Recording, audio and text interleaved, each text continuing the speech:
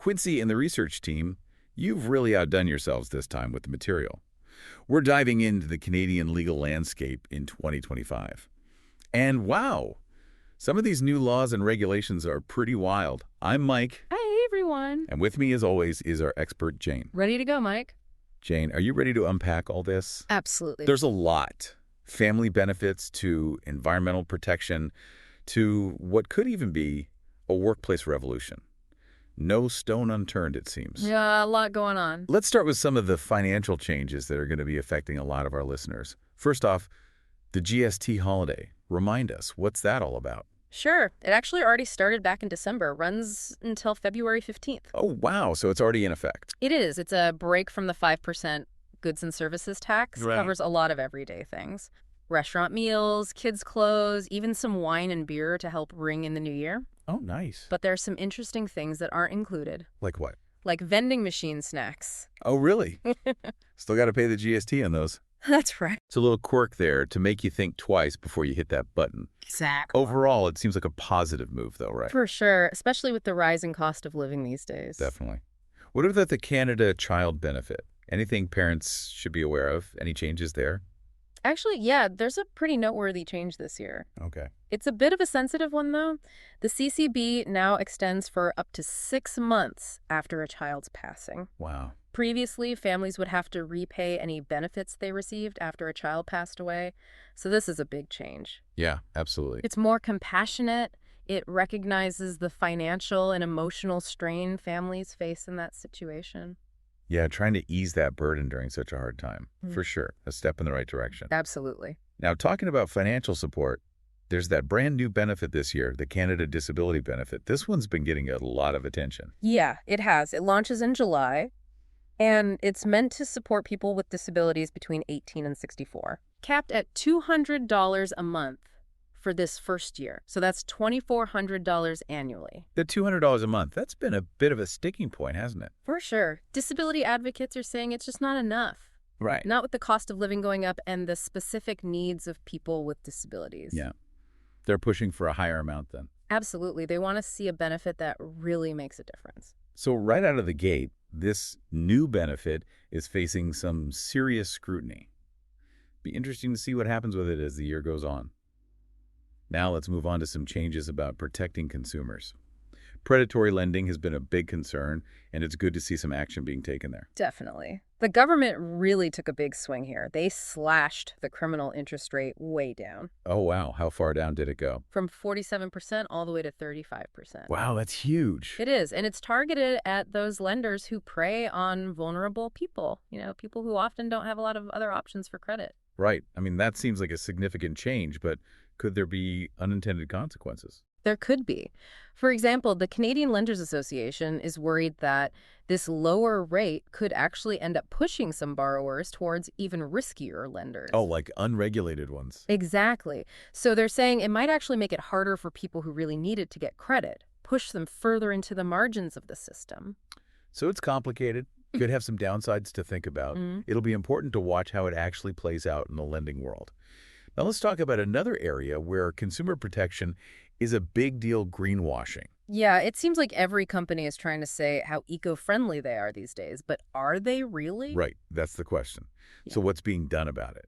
What's changing in terms of regulations? Bill C-59 is really shaking things up. It's giving the Competition Bureau a lot more power to go after companies who are making misleading environmental claims. Okay. And here's the kicker. Starting June 20th, everyday people can actually sue companies for greenwashing. Really? Yeah, if they can prove that it's in the public interest to do so. So everyday people can take these companies to court. That's a big deal. It is. It'll be fascinating to see if this leads to more lawsuits. Will it make companies more honest and accountable? We'll see. Can't wait to see how that one unfolds. Now, earlier you mentioned something about a workplace revolution brewing. What's going on there? What are the big changes for workers this year? One of the biggest is the new anti-scab law. It comes into effect June 20th. Yeah. Basically, it means federal employers can't hire replacement workers during a strike. And what happens if they do? Big fines, $100,000 for each day they violate the law. Whoa, they're not messing around. Nope. That's a huge win for unions. But I wonder if Companies will try to find loopholes. Oh, they'll probably try. It'll be interesting to see what happens. Maybe some legal challenges to the law. For sure. Could be a fascinating thing to watch. Mm-hmm. Another big change for workers this year is paid leave for pregnancy loss. It's definitely long overdue. It recognizes the toll that pregnancy loss takes, emotionally and physically, both on individuals and their families. The new rules provide up to 8 weeks of paid leave for stillbirth and 3 days paid for other types of loss. That's great. Does this apply to all workers across Canada? Right now, it's just for federally regulated employers and their spouses. But hopefully, this will lead the way for other provinces and territories to do the same. Yeah, that'd be great. Expand it to more workers. Absolutely. Well, we've already covered so much. Financial relief, consumer protection, workers' rights. And that's just the first part of our deep dive. Just getting started. Stay tuned. We have a lot more to talk about. Back again, everyone. Back for more. We've got a lot to cover still. We do. Healthcare, gun control, immigration. Oh, and of course, got to talk about that carbon tax. Yeah, that's a big one. Where should we head next? Well, let's stick with finances a bit longer. Okay. Some updates on taxes and retirement savings. Always good to know about. Yeah, so first off, those income tax brackets have been adjusted for 2025. Right, that happens every year. What's the damage this time? The lowest bracket is still at 15%. That's for income up to $57,375. Okay. Then they go up from there. The highest rate is 33%. That's for anyone making over $253,404. So a little more room for some folks, but overall, not much change there. What about the Canada Pension Plan? Anything new on that front? Contribution rates are the same for 2025, but the earnings ceiling for the CPP enhancement is going up. Oh, okay. How much is it going up to? $71,300. Okay. And remind me, what is the CPP enhancement all about again? It's basically to help boost retirement income, especially for folks who can make those extra contributions. Got it. So this higher ceiling means higher earners can save even more for retirement? That's the idea. All right. So some good news for those planning ahead. Now, I wanted to circle back to a couple of things we talked about earlier. You mentioned the amnesty program for those banned firearms ends in October. What happens to people who still have them after that? It's serious. They could be facing criminal charges. Oh, wow. Yeah, it's important for anyone who has those banned firearms to make sure they're following the law before the amnesty runs out. They can either turn them in to law enforcement or get them deactivated by a gunsmith. So definitely not something to mess around with. Now, we also talked about that expert committee that's looking at national pharmacare. Supposed to have their recommendations by October 10th. Right? This is a big deal for a lot of people. It is. Affordable medication would be a game changer. Absolutely. We'll be watching closely to see what they come up with. Yeah, a lot of people are hoping for good news there. Okay, let's shift gears a bit. Immigration has been getting a lot of attention lately, especially with housing affordability being such a big issue. What's happening there? The government's actually reducing the number of permanent residents they're aiming for in 2025. Okay. Their focus is on people who are already here in Canada and on skilled workers in certain areas. Like what kind of areas? Healthcare and the trades are a couple of big ones. Right, so it sounds like they're trying to find a balance. Meeting those economic needs, but also managing the effects on things like housing. Exactly. They want a more sustainable system, one that works for newcomers and for the Canadian economy as a whole. A lot of factors to consider there, for sure. It's a complex issue. Be interesting to see how it all works out. Now, we can't talk about Canada without talking about the carbon tax. It always comes up. It does. Is it still in effect? Any changes happening there? Oh, it's definitely still in effect. And the price is going up again in April. How much? It'll be $95 per ton. Wow, that's a big jump. What does that mean for people? Well, in those provinces using the federal system, people will keep getting rebates. Okay, so that helps a bit. It does. But even so, the carbon tax is still very controversial. Yeah, I can imagine. Some say it's unfair to lower-income households and small businesses. Others say it's crucial for the environment, for reducing emissions. Strong arguments on both sides. Definitely a hot-button issue. It is. Before we move on, there were a couple more financial things I wanted to touch on. Yeah. Alcohol taxes and the GST holiday. Okay. Let's start with the alcohol tax. Any big changes there? The government's keeping that cap on alcohol excise duties at 2%. Okay. Applies to all types of alcohol. Beer, wine, spirits. So good news for anyone who enjoys a drink. Seems that way. But I remember last year, there was talk about a big tax hike on alcohol. There was. What happened with that? Well, usually the alcohol excise duty goes up with inflation. Right. And last year it was supposed to go up by almost 5%, but they decided to put that 2% cap in place instead. So trying to give people and businesses a bit of break with all the other price increases. Yeah, I think that was the idea.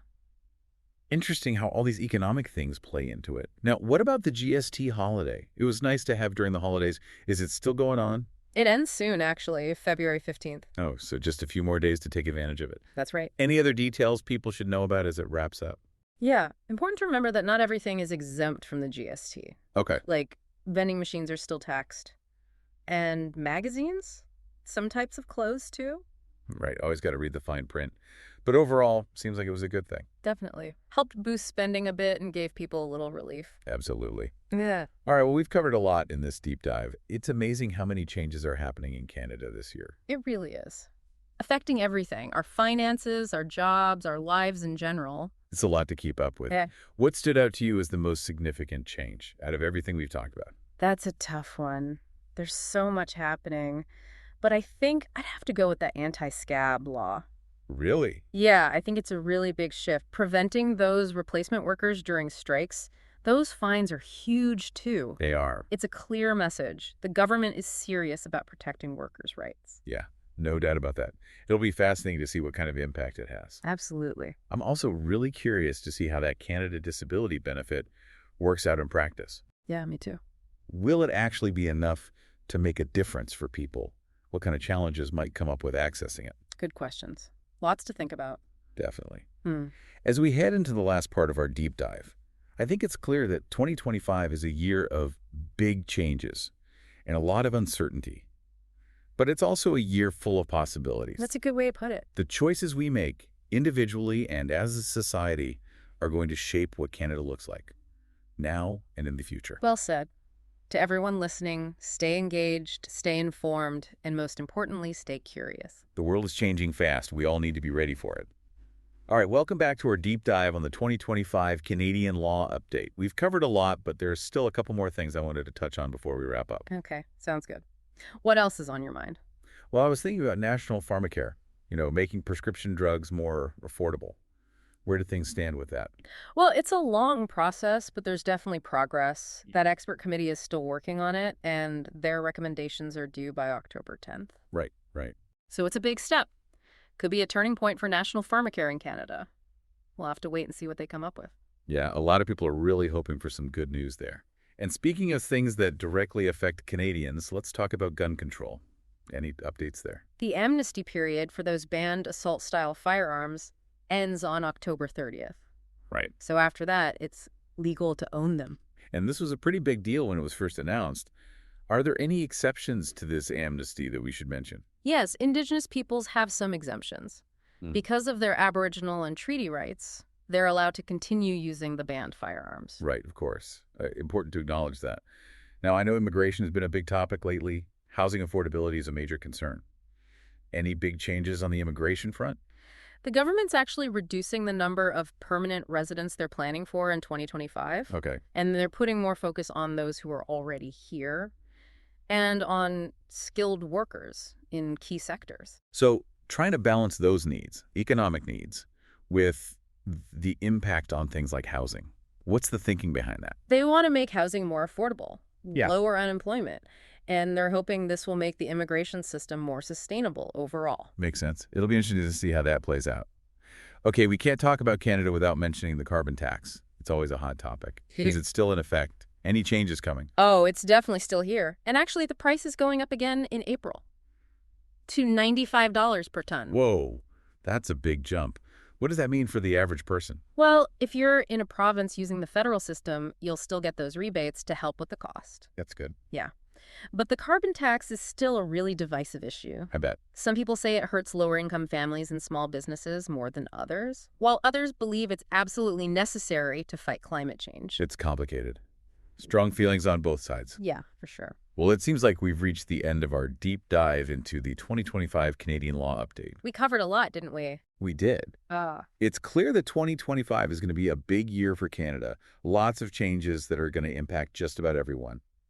What do you think was the most impactful change for our listeners out of all the things we talked about? That's tough to choose. But I think keeping an eye on the implementation of the disability benefit will be important. And then, of course, those pharmacare recommendations are coming out. Plus, the ongoing carbon tax debate is always something to watch. Absolutely. So much going on.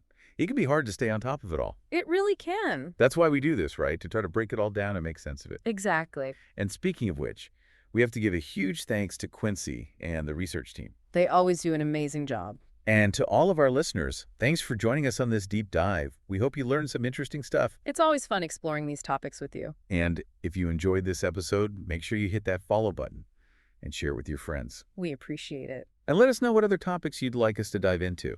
We're always looking for new ideas. Until next time, stay curious.